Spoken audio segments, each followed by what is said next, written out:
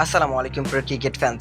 দর্শক, আজকে থেকে অস্ট্রেলিয়াতে শুরু হচ্ছে টপ 10 টি-20 সিরিজ 2024 এবং বাংলাদেশ সহ মোট 9টি দল কিন্তু এই টুর্নামেন্টে পার্টিসিপেট করবে এবং এই টুর্নামেন্টটি কিন্তু বাংলাদেশের স্পোর্টস চ্যানেল জি স্পোর্টসে সরাসরি লাইভ সম্প্রচার করা হবে। মূলত আমি বাংলাদেশ এবং পাকিস্তানের কথা বেশি করে বলবো, কেননা অস্ট্রেলিয়ান এই সমস্ত ক্রিকেট দলের সঙ্গে বাংলাদেশ এবং পাকিস্তানের এ দল যে সুযোগ পেয়েছে এটাই অনেক বড় একটা প্রাপ্য। এই টুর্নামেন্টে মোট 9টি দল পার্টিসিপেট করেছে, সেখানে বাংলাদেশ এইচপি, পাকিস্তানের এ দল, Adelaide Strikers, Australian Capital, Melbourne Renegades, Melbourne Stars, Northern Strikers, পিচ স্কোরার্স এবং তাসমানিয়া।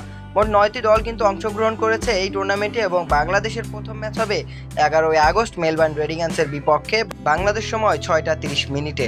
তো দর্শক, আপনার কাছে কি মনে হয় বাংলাদেশের ক্রিকেটাররা অস্ট্রেলিয়া এবং পাকিস্তানের এত ক্রিকেটারদের মাঝে একটা টুর্নামেন্ট খেলতে গিয়েছে, সেখানে কি তারা প্রত্যাশা অনুযায়ী পারফরমেন্স করতে পারবে, নাকি সব জায়গার মতো ওখানেও তারা হতাশ করবে বাঙালি সমর্থকদের?